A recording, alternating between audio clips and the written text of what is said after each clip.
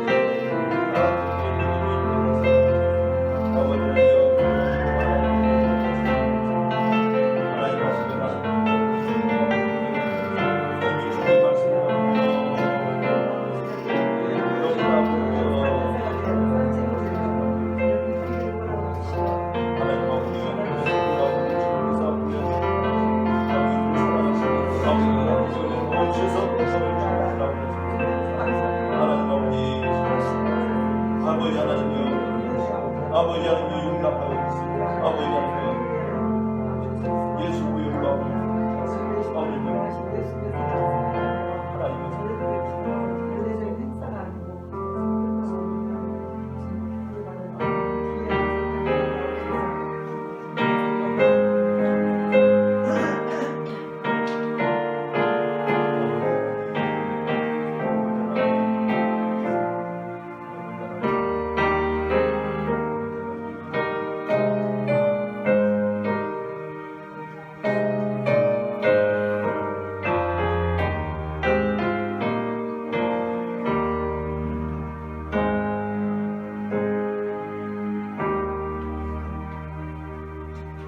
성문으로 나아가라. 백성이 올 길을 닦으라. 큰 길을 수축하고 수축하라. 돌을 제하라. 만민을 위하여 빛을 들라.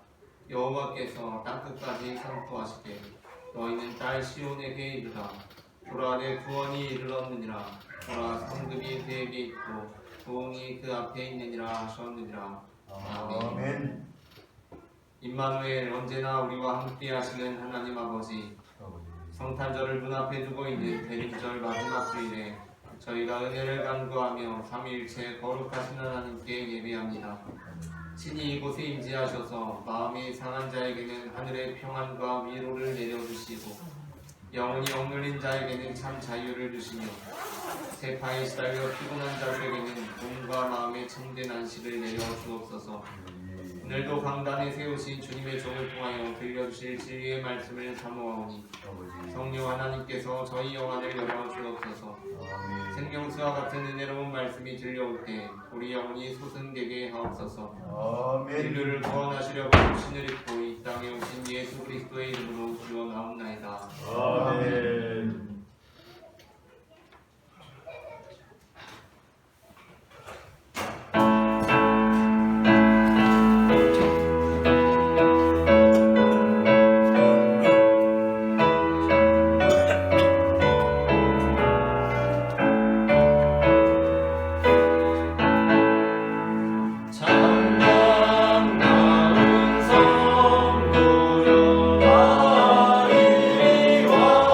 성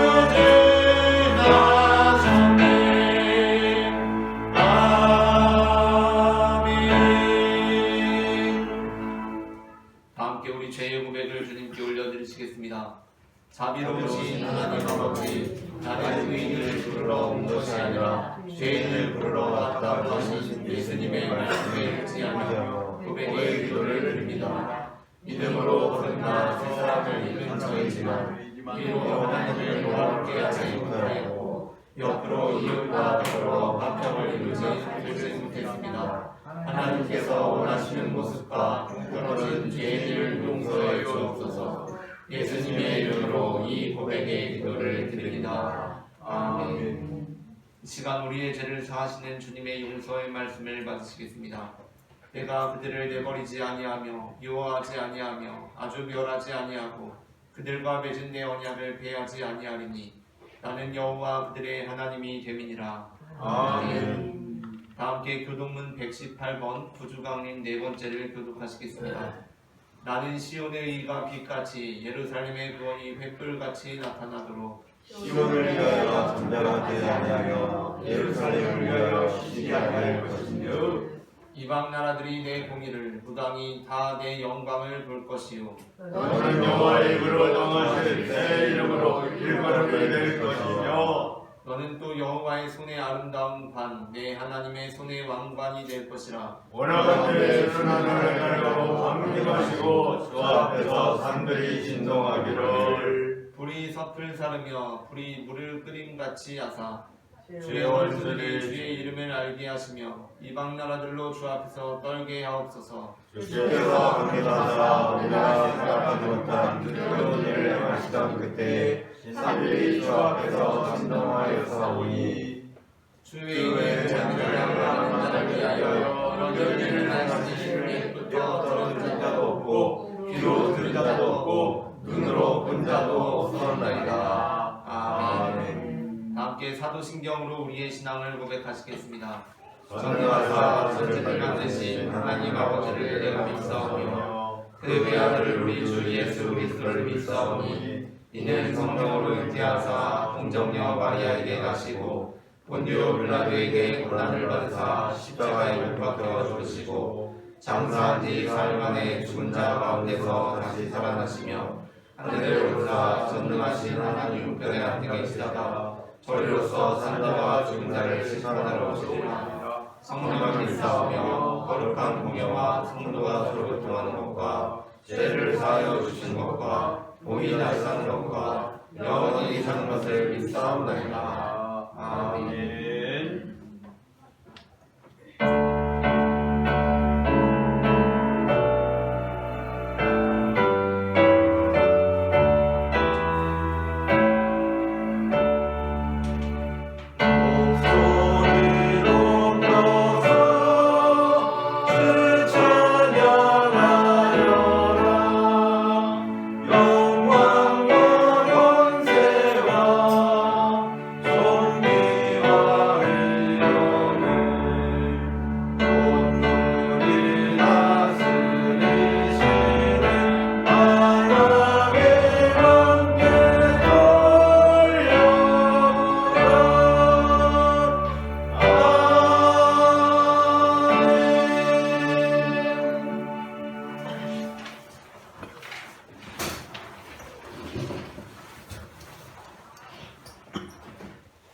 할렐루야. 사랑이 많으신 하나님 아버지, 거룩한 주일에 우리 교회에 나와 예배드리게 하시니 참 감사합니다.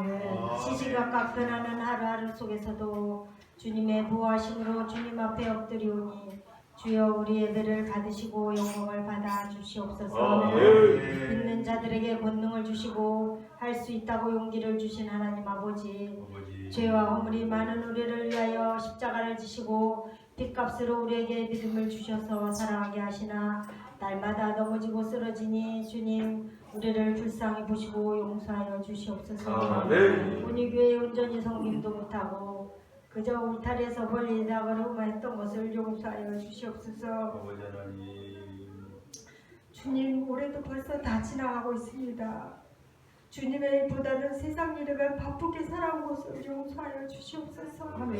모든 일을 선으로 갚으신 하나님 아버지, 이 나라를 그루어 살펴 주시옵소서. 아버지 하나님 믿음의 선교사들을 통하여 교회를 세우시고 꺼져가는 이 나라의 기도와 찬송으로 하나 되게 하시고 나라 사랑하는 마음을 주시사 풍요로운 이 나라를 만들어 주셔서 참으로 감사합니다.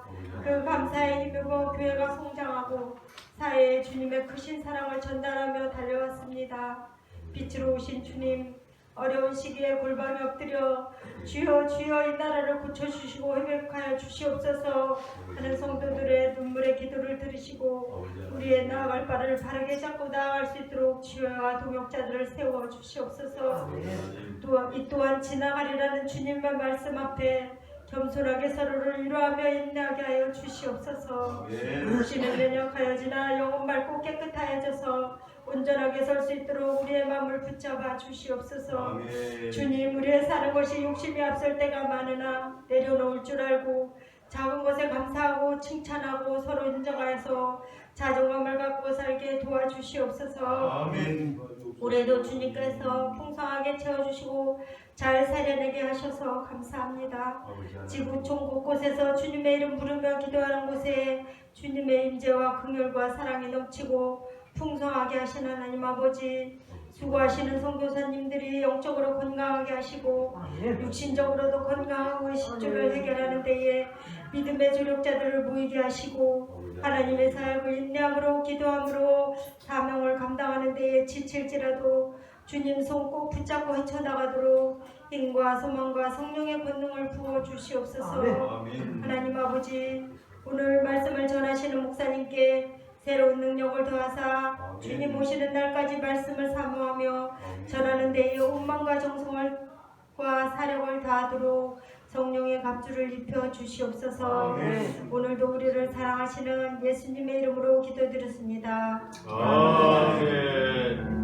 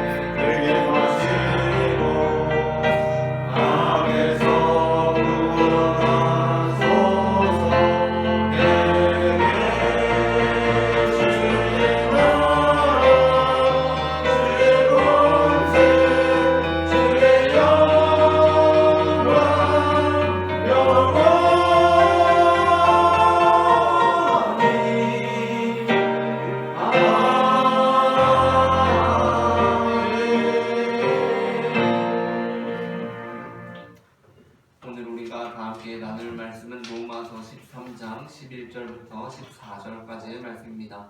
본문을 한 절씩 교독하시겠습니다.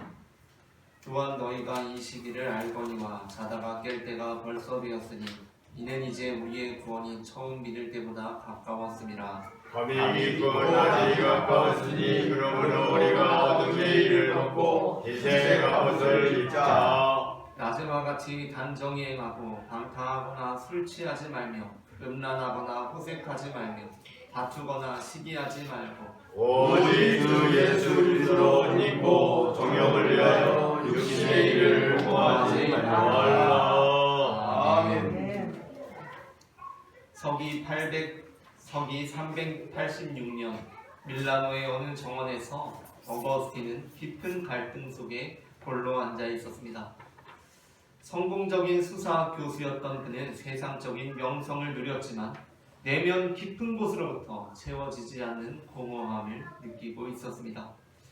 그의 마음속에서 일어나는 치열한 갈등을 그는 견딜 수 없었고 더 이상 억누를 수 없는 눈물이 흘러나왔습니다. 어거스틴은 땅에 주저앉아 두 손으로 얼굴을 감싸고 이렇게 절규했습니다. 주님, 저는 왜 이렇게 약한 존재입니까? 저는 지금 무엇을 두려워하고 있는 것입니까? 왜 진리 앞에서 이렇게 망설이고 있습니까? 저는 더 이상 견딜 수 없습니다. 그는 자신이 세상의 쾌락과 육체의 정욕에 굴복했던 삶을 돌아보며 깊은 죄책감을 느꼈습니다. 어머니 모니카의 간절한 기도와 눈물, 그리고 주교 암브로시우스의 설교가 떠올랐지만 여전히 자신의 죄를 인정하고 내려놓기가 두려웠습니다. 바로 그때 어디선가 어린아이의 목소리가 들려왔습니다. 톨레레게, 톨레레게. 라틴어로 집어들고 읽으라는 뜻의 이 목소리는 정원의 담장 너머로부터 들려왔습니다. 그저 아이들이 부르는 노래라고 생각했던 그 소리는 점점 어거스틴의 마음을 두드리는 하나님의 음성으로 들려왔습니다. 그래서 어거스틴은 이 명령을 하나님의 직접적인 부르심으로 받아들였습니다. 그리고 그 자리에서 즉시 일어나서 근처에 있던 성경을 집어들고 읽었습니다. 그 말씀이 로마서 13장 13절부터 14절 말씀입니다. 낮에와 같이 단정히 행하고 방탕하거나 술 취하지 말며 음란하거나 호색하지 말며 오직 주 예수 그리스도로 옷 입고 정욕을 위하여 육신의 일을 도모하지 말라. 아멘. 어거스틴은 이 말씀을 통하여 자신이 얼마나 방탕하고 어두운 길을 걸어왔는지 그리고 예수 그리스도가 어떻게 그를 빛으로 인도하시는지를 깨달았습니다. 그 순간 어거스틴은 오랫동안 자신을 괴롭히던 죄의 사슬이 끊어지는 것을 느꼈습니다. 그는 하나님께 모든 것을 맡기며 이렇게 고백했습니다. 주님, 저는 이제 당신의 것입니다. 저의 방탕함과 교만을 내려놓습니다. 이제는 오직 주님을 따르겠습니다. 그렇게 어거스틴은 세례를 받았고 그의 삶은 완전히 변화되었습니다. 이후 어거스틴은 세속적 성공과 명예 그리고 방탕한 삶을 버리고 하나님의 진리를 전하는 삶을 살기 시작했습니다. 이것은 바로 기독교 역사에서 가장 위대한 신학자 중에 한 명인 어거스틴의 회심 이야기입니다. 하나님께서 우리 삶에 찾아오실 때 우리의 삶은 변화됩니다. 마치 어둠 가운데 빛이 비치듯이 우리는 어둠의 거추장스러운 옷들을 벗어버리고 빛의 갑옷을 입게 됩니다. 육신의 일을 벗어버리고 오직 주 예수 그리스도로 옷 입게 되는 것입니다. 오늘 우리는 빛의 갑옷을 입자라는 제목의 설교를 나눕니다. 제목을 제가 선창하면서 두 번 읽어보겠습니다. 빛의 갑옷을 입자. 빛의 갑옷을 입자. 빛의 갑옷을 입자. 빛의 갑옷을 입자. 전해지는 말씀을 통하여서 어둠의 일을 벗고 빛의 갑옷을 입는다는 것이 어떠한 변화를 의미하는지 알게 되고 우리의 삶이 어둠의 일을 벗고 빛의 갑옷을 입는 삶이 되기를 소망합니다. 아멘. 그렇다면 어둠의 일을 벗고 빛의 갑옷을 입는다는 것은 어떻게 되는 것입니까? 첫째, 다 함께 읽겠습니다. 첫째, 방탕하거나 술 취하지 않고 성령님의 인도하심을 받는 것입니다. 로마서 13장 12절부터 13절 전반부까지를 함께 읽겠습니다. 밤이 깊고 낮이 가까웠으니 그러므로 우리가 어둠의 일을 벗고 빛의 갑옷을 입자. 낮에와 같이 단정히 행하고 방탕하거나 술 취하지 말며. 아멘. 바울은 우리에게 방탕하거나 술 취하지 말라고 말씀합니다. 이는 단순히 술을 마시지 말라는 뜻이 아니라 방탕한 삶의 방식과 세상의 쾌락에 빠지지 말라는 것입니다. 초대교회 당시 로마 사회는 술과 방탕이 만연한 문화를 가지고 있었습니다. 그들의 축제와 연회는 무질서와 탐욕으로 가득 차 있었고 이는 인간의 죄성과 욕망을 부추기는 도구로 사용되었습니다. 바울은 이러한 세상의 어둠 속에서 벗어나 성령님의 인도하심을 받는 삶으로 나아가야 한다고 말씀합니다. 이러한 시대적 상황 속에서 초대교회 성도들이 성령 강림을 통해 완전히 새로운 삶으로 변화된 모습은 우리가 나아갈 방향을 제시합니다. 사도행전 2장에서 제자들이 오순절 성령 강림을 체험했을 때 사람들은 성령의 충만함을 경험한 제자들을 향해 조롱하여 이르되 그들이 새 술에 취하였다 라고 말하기도 했습니다. 하지만 베드로는 이 어둠 가운데 빛으로 우뚝 서서 이렇게 선포했습니다. 사도행전 2장 14절부터 21절 말씀을 다 함께 교독하시겠습니다. 베드로가 11사도와 함께 서서 소리를 높여 이르되 유대인들과 예루살렘에 사는 모든 사람들아 이 일을 너희로 알게 할 것이니 내 말에 귀를 기울이라. 내가 당신이 너희 생각과 같이 이 사람들이 취한 것이 아니라 이는 곧 선지자 요엘을 통하여 말씀하신 것이니 일렀으되 하나님이 말씀하시기를 말세에 내가 내 영을 모든 육체에 부어주리니 너희의 자녀들은 예언할 것이요 너희의 젊은이들은 환상을 보고 너희의 늙은이들은 꿈을 꾸리라. 그때 내가 내 영을 내 남종과 여종들에게 부어주리니 그들이 예언할 것이요 또 내가 일로 하늘에서는 기사를 하늘로 강한 치유를 베풀리니 곧 피와 불과 연기로다. 주의 크고 영화로운 날이 이르기 전에 해가 변하여 어두워지고 달이 변하여 피가 내리라. 누구든지 주의 이름을 부르는 자는 구원을 받으려 하였느니라. 아멘. 예수님의 제자들이 성령의 충만함을 받게 되고 성령의 인도하심을 받게 되었을 때 그 빛은 너무도 강렬하여 그에 비하면 해조차도 어둠입니다. 이처럼 성령의 충만한 삶은 세상적인 방탕함과 술에 의존하는 삶과는 본질적으로 다른 삶입니다. 성령으로 충만한 사람들은 세상의 어둠과 쾌락에서 벗어나 하나님의 빛 가운데 거하며 하나님의 뜻을 따라 새 생명을 누리게 된다는 것입니다. 그렇게 우리가 하나님의 자녀가 되고 어둠의 일을 벗고 빛의 갑옷을 입고자 할 때 우리는 성령을 힘입어 성령의 능력으로 술에 의존하는 삶으로부터 떠나야 합니다. 술은 온전한 하나님의 사람까지도 넘어지고 실수하게 만듭니다. 창세기 8장에서 노아는 홍수로부터 구원을 받고 하나님께 제단을 쌓았습니다. 그리고 그 하나님으로부터 다시는 모든 생물을 홍수로 멸하지 아니할 것이라는 언약의 말씀도 받았습니다. 그것은 인류를 향하신 하나님의 사랑이 다시 한번 확증되는 말씀으로서 그 말씀에는 온 세계를 향한 하나님의 축복과 용서가 담겨 있었습니다. 이제 하나님께서는 구름 속에 무지개, 즉 레인보우를 두심으로 혹여 이 땅에서 다시 죄악들이 일어나게 될지라도 그 책임의 화살을 자신을 향하게 하셨습니다. 무지개가 영어로 레인보우 아닙니까? 레인보우는 비라는 뜻과 활이라는 뜻을 가지고 있습니다. 그 활이 어느 쪽을 향해 있습니까? 바로 하늘을 향해 있다는 것입니다. 그러므로 이 레인보우, 무지개가 가지고 있는 의미는 비로 인한 심판, 이제 더 이상 너희들의 죄, 너희들의 잘못에도 책임을 너희가 감당할 것이 아니라 나에게로 돌리겠다는 하나님의 언약의 말씀, 다시는 너희의 죄악으로 인하여 너희에게 화를 쏘지 않겠다라는 하나님의 축복과 언약과 용서의 메시지라는 것입니다. 그러나 술 취한 노아는 어떻습니까? 이 하나님의 말씀을 듣고서도 하나님의 축복의 메시지를 저주와 책임 전가의 메시지로 뒤집습니다. 창세기 9장 18절부터 27절 말씀을 한 절씩 교독하시겠습니다. 방주에서 나온 노아의 아들들은 셈과 함과 야벳이며 함은 가나안의 아버지라. 노아의 이 세 아들로부터 사람들이 온 땅에 퍼지니라.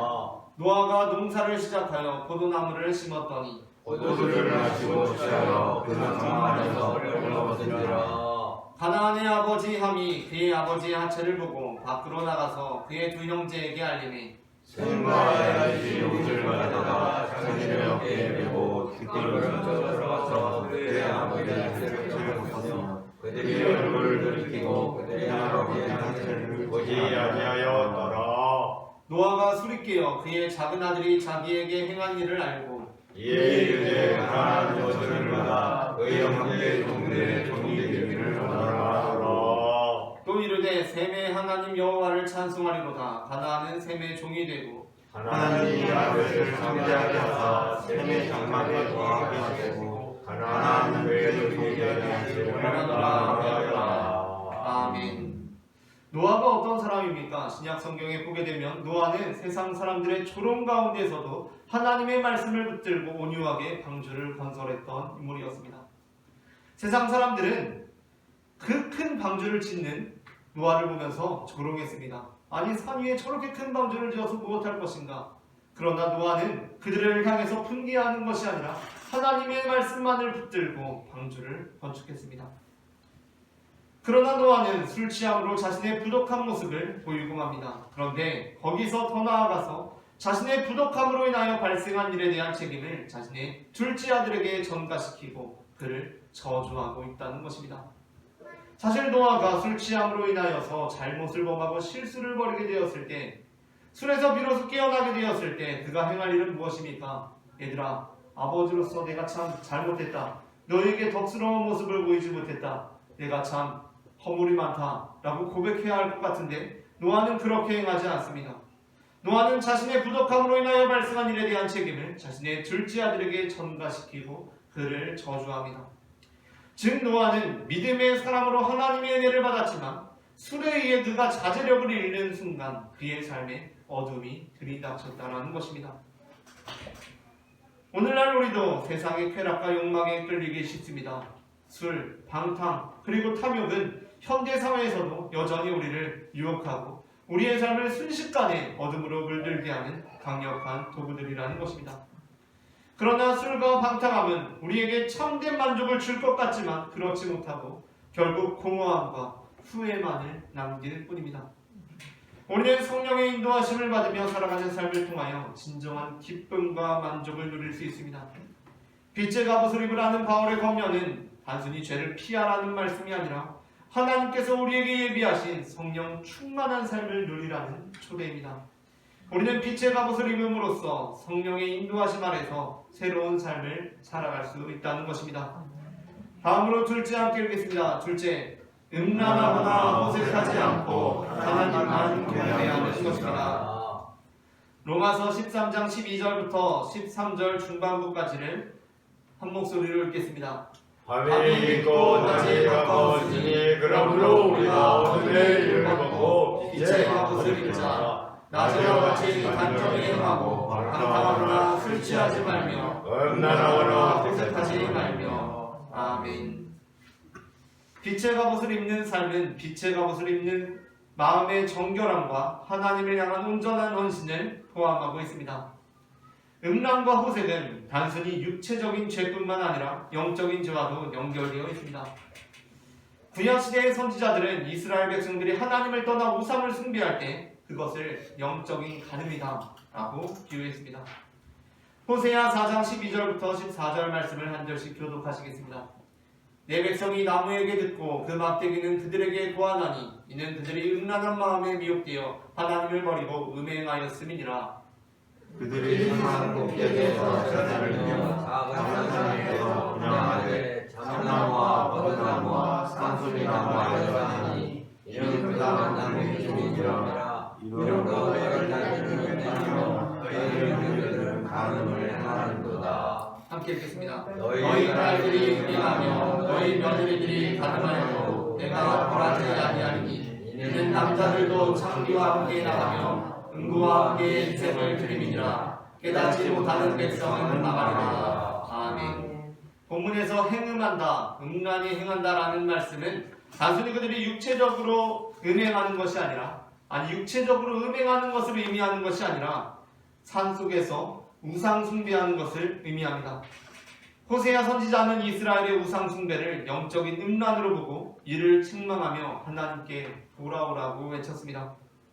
뿐만 아니라 하나님께서는 호세아의 개인적인 삶을 통해서도 하나님의 메시지를 드러내셨습니다. 하나님께서는 호세아에게 음란한 여인 고멜과 결혼하라고 명령하시며 이스라엘의 영적 음란함을 상징적으로 보여주셨습니다. 호세아 1장 1절부터 2절 말씀을 다 함께 합독하시겠습니다. 우시아와 요담과 아하스와 히스기야가 이어 유다 왕이 된 시대 곧 요아스의 아들 여로보암이 이스라엘 왕이 된 시대에 그의 아들 호세아에게 임한 여호와를 듣습니다. 여호와께서 처음 호세아에게 말씀하실 때 여호와께서 호세아에게 이르시되 너는 가서 음란한 여자를 맞이하여 음란한 자식들을 낳아라. 이 나라가 여호와를 떠나 크게 음란함이라 하시니. 아멘. 이스라엘이 우상을 숭배하며 하나님께 불충실한 행동을 했던 것처럼 오늘날에도 우리는 하나님 대신 세상적인 욕망이나 물질을 숭배할 위험에 처해 있습니다. 빛의 갑옷을 입는다는 것은 우리의 마음과 삶의 중심이 하나님께 온전히 고정되어 있는 것을 의미합니다. 이 세상적인 명예를 위하여서 하나님을 부인하는 것이 아니라 온전히 하나님 앞에 순결한 신부로 서는 것을 의미합니다. 다니엘 3장에서 우리는 하나님 앞에 순결한 신부로 섰던 다니엘의 세 친구를 발견하게 됩니다. 이들은 바벨론의 황제가 세운 금신상에 절하지 않음으로써 하나님을 향한 온전한 헌신을 보여주었습니다. 그들은 세상의 압박 속에서도 타협하지 않았으며 하나님만을 섬기겠다는 믿음을 지켰습니다. 그들의 행동은 우리에게 우상을 거부하고 하나님만 경배하는 것이 빛의 갑옷을 입는 삶의 본질임을 상기시켜줍니다. 14절부터 18절 말씀을 한 절씩 교독하겠습니다. 느부갓네살이 그들에게 물어 이르되 사드락 메삭 아벳느고야 너희가 내 신을 섬기지 아니하며 내가 세운 금신상에게 절하지 아니한다 하니 사실이냐? 이제라도 너희가 준비할 바가 납발과 비리와 수금과 소면금과 양념과 생강과 및 모든 악기 소리를 들을 때 내가 만든 신상 앞에 엎드려 달하는 족하기와 너희가 만일 절하지 않으면 즉시 너희를 맹렬히 타는 불을 가운데 던져 넣을 것이니 능히 너희를 내 손에서 떼어낼 신이 누구이겠느냐 하니. 사드락과 메삭과 아벳느고가 왕에게 대답하여 이르되 느부갓네살이여 우리가 이 일에 대하여 왕에게 대답할 필요가 없나이다. 왕이여 우리가 섬기는 하나님이 있으시다면 우리를 맹렬히 타는 불 가운데서 능히 던져내시고 왕의 손에서도 던져내시리이다. 함께 읽겠습니다. 그렇게 하지 아니하실지라도 왕이여 우리가 왕의 신들을 섬기지도 아니하고 왕이 세우신 그 신상에게 절하지도 아니할 줄 알옵소서. 아멘. 하나님만이 참된 예배를 받으실 분이며 우리를 생명과 빛으로 인도하시는 분이십니다. 빛의 갑옷을 입는다는 것은 우리의 마음과 예배를 오직 하나님께만 드리는 것을 의미합니다. 우리는 음란하거나 호색하지 않고 하나님만 경배하는 삶을 통해 빛 가운데서 거하며 그분의 영광을 드러내야 합니다. 하나님께만 마음을 드릴 때 우리는 빛의 자녀로서 온전한 삶을 살아갈 수 있습니다. 마지막으로 셋째 함께 읽겠습니다. 셋째, 다투거나 시기하지 않고 예수님처럼 사랑하는 것입니다. 로마서 13장 12절부터 13절 말씀을 다 함께 합독하시겠습니다. 밤이 깊고 낮이 가까웠으니 그러므로 우리가 어둠의 일을 벗고 빛의 갑옷을 입자. 낮에와 같이 단정히 행하고 강타하거나 술 취하지 말며 음란하거나 호색하지 말며 다투거나 시기하지 말고. 아멘. 다툼과 시기는 인간의 죄성에서 비롯된 행동으로 하나님의 자녀로서의 삶을 가로막는 장애물입니다. 우리는 이런 죄악된 마음을 버리고 예수님께서 보여주신 사랑의 삶을 본받아야 합니다. 예수님은 이 땅에 오셔서 하나님의 사랑을 온전히 보여주셨습니다. 죄 없으신 예수님께서 우리의 죄를 대신 짊어지시고 십자가에서 죽으신 것은 가장 극적인 사랑의 표현이었습니다. 로마서 5장 8절은 우리가 아직 죄인 되었을 때에 그리스도께서 우리를 위하여 죽으심으로 하나님께서 우리에 대한 자기의 사랑을 확증하셨느니라 라고 말씀합니다. 예수님은 다툼과 시기의 대상이 되셨음에도 불구하고 그 모든 것을 사랑으로 감싸 안으셨습니다. 요한복음 13장 34절부터 35절에서 예수님께서는 제자들에게 새 계명을 주시면서 서로 사랑하라. 내가 너희를 사랑한 것 같이 너희도 서로 사랑하라. 너희가 서로 사랑하면 이로써 모든 사람이 너희가 내 제자인 줄 알리라 라고 말씀하셨습니다. 여기서 예수님께서 말씀하시는 서로 사랑하라는 말씀은 저 사람들은 말고 너희끼리만, 우리끼리만 사랑하라는 것을 의미하는 것이 아닙니다. 이 서로에는 요한복음 13장에서 예수님께서 베푸신 세족식의 정신이 그대로 흐르고 있는데 그 세족식의 사건은 가룟 유다의 배신과 밀접하게 관련이 있으며 그렇게 예수님께서 제자들의 발을 씻기신 후 제자들에게 서로 사랑하라고 하신 것은 이제 유다는 떠나버렸으니 배신자 유다는 빼고 너희들만 서로 사랑하라 라는 것이 아니라 바로 그 떠나버린 유다를 상정하시면서 그 유다까지도 사랑하라는 예수님의 말씀인 것입니다. 예수님께서 우리를 사랑하신 것이 바로 그 사랑이기 때문입니다. 30절부터 35절 말씀을 한 절씩 교독하겠습니다. 유다가 그 조각을 받고 곧 나가니 밤이러라. 그가 나가되 예수께서 이르시되 지금 인자가 영광을 받았고 하나님도 인자로 말미암아 영광을 받으셨도다. 만일 하나님이 그로 말미암아 영광을 받으셨으면 하나님도 자기로 말미암아 그에게 영광을 주시리니 곧 주시리라. 작은 자와 내가 다시 십자가에 있노라. 너희가 나를 찾을 것이다. 일찍이 내가 유대인들에게 너희는 내가 가는 곳에 올 수 없다고 하라고 하지 지금 너희에게도 이르노라.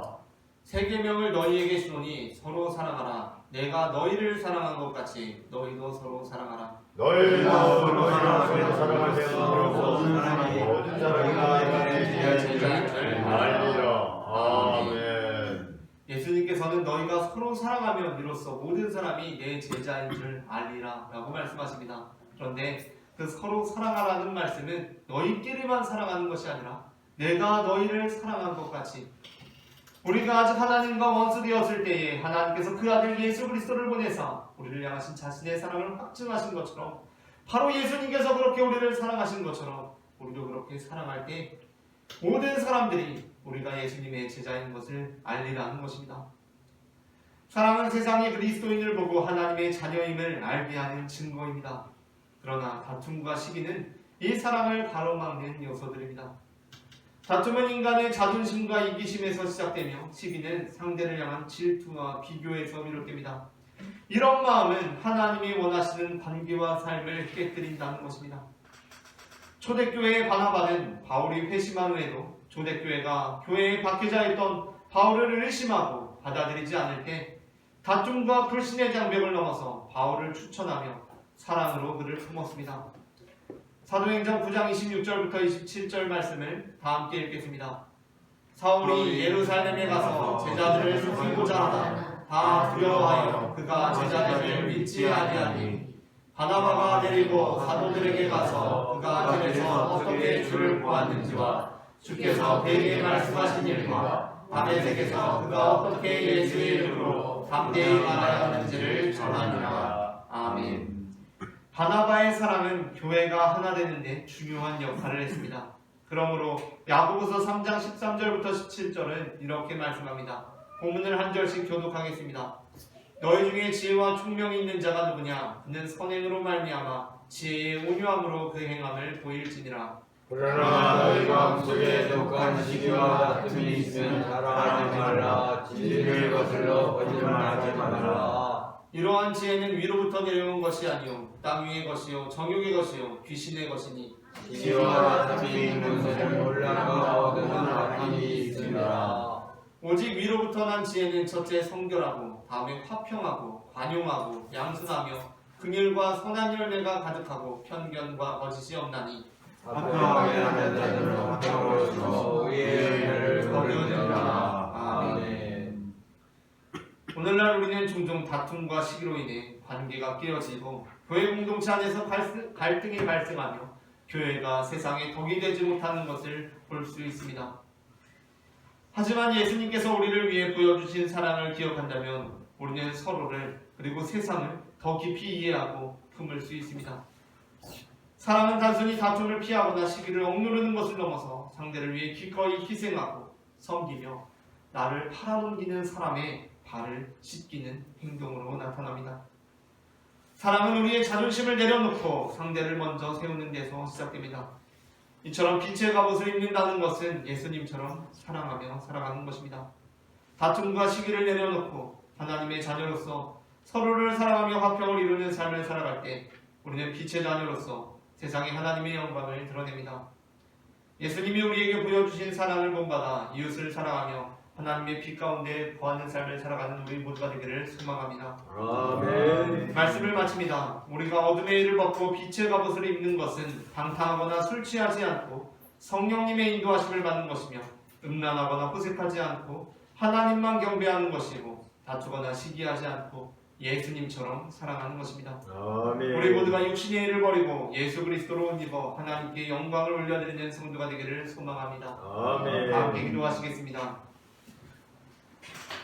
사랑의 주님, 하나님과 원수되었던 우리를 예수 그리스도의 십자가의 보혈로 정결케 하여 주시고 새롭게 하여 주셔서 우리가 육신의 옷을 벗어버리고 오직 예수 그리스도로 옷 입게 하시며 우리가 어둠의 옷을 벗고 빛의 갑옷을 입게 하시니 주님 은혜를 감사합니다. 이제 우리가 주님의 빛의 자녀가 되었으니 방탕하거나 술 취하지 않고 성령님의 인도하심을 받으며 음란하거나 호색하지 않고 하나님만 경배하는 삶을 살아가고 다투거나 시기하지 않고 예수님처럼 사랑하는 삶을 살아가게 하여 주시옵소서. 아멘. 예수님의 이름으로 기도합니다.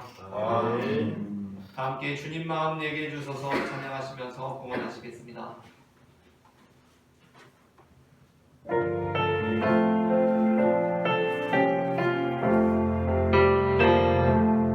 오소서 주님 나의 마음 선한 것 하나 없습니다. 그러나 내 모든 것 주께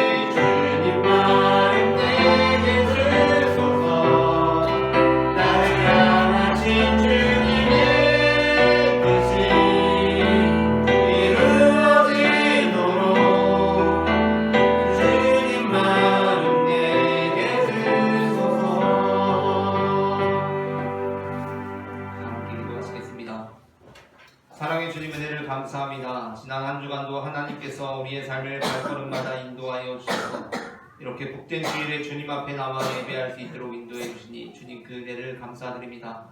이제 시작되는 한 주간도 하나님께서 우리를 인도하실 줄을 믿으며 살아가게 하여 주시옵소서. 이 시간 주님 앞에 거룩한 예물을 드린 손길들이 있습니다. 우리의 모든 삶이 주님께 속하였다는 믿음의 고백을 담아드리는 이 예물을 받아주시고 이 예물이 쓰이는 곳마다 하나님의 나라가 임하게 하여 주시옵소서. 예물을 드린 그 손길들마다 그 삶 가운데 주님이 역사하여 주셔서 우리의 잔에 차고도 넘치는 주님의 그 은혜와 축복이 우리의 잔에 차고도 넘쳐 우리의 가족들과 이웃들과 동료들과 친구들에게까지 흘러갈 수 있도록 역사하여 주시옵소서. 예수 그리스도의 이름으로 기도합니다. 아멘. 이 시간에는 우리에게 생명을 주시는 주님의 몸과 피를 받으시겠습니다.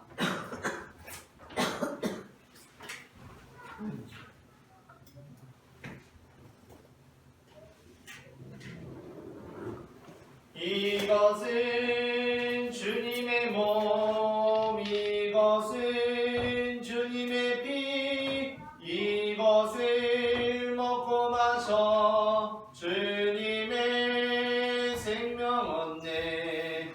이 떡을 먹습니다.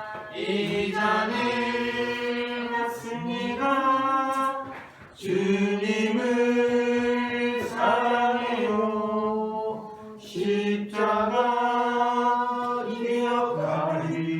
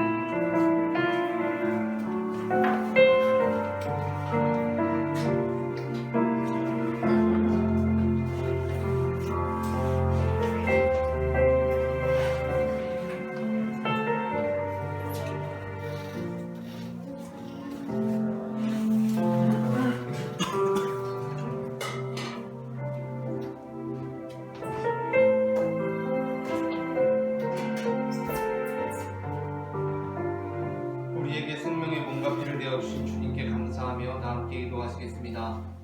우리를 위해 생명을 주시는 하나님 아버지, 이 거룩한 신비에 감사드리오며 성령의 능력 안에서 새 사람이 되어 하늘나라가 이 땅에 임할 때까지 그리스도의 증인으로 살게 하여 주옵소서. 우리 주 예수 그리스도의 이름으로 기도합니다. 아멘. 다 함께 평화 인사 나누시겠습니다. 주님의 평화가 함께 하시기를 바랍니다. 주님의 평화가 함께 하시기를 바랍니다. 교회 소식을 전합니다. 성탄절 예배가 이번 주 수요일 오전 11시에 있습니다. 신년 예배가 2025년 1월 1일 수요일 오전 11시에 있습니다. 오늘 공동식사 장소는 홍스토리입니다. 함께 일어나셔서 찬송가 620장 여기에 보인 우리 1절 찬송하시겠습니다.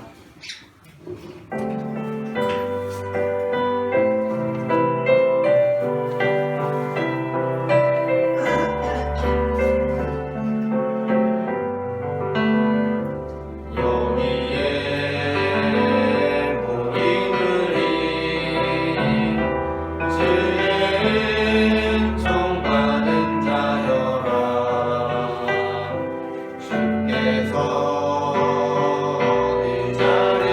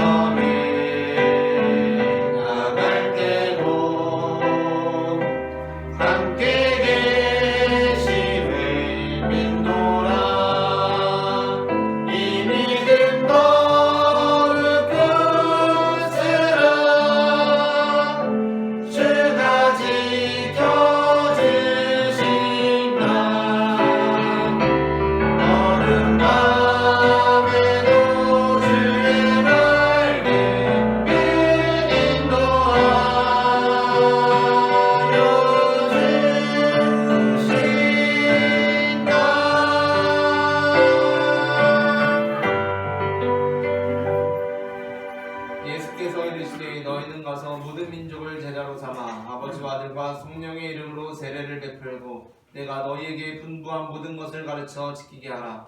볼지어다 내가 세상 끝날까지 너희와 항상 함께 있으리라. 아멘. 이제는 우리 주 예수 그리스도의 은혜와 하나님 아버지의 사랑과 성령님의 인도하심이 어둠의 옷을 벗고 빛의 갑옷을 입기를 소망하는 모든 성도들의 삶 가운데 지금부터 영원토록 함께 하시기를 간절히 축원하옵나이다. 아멘.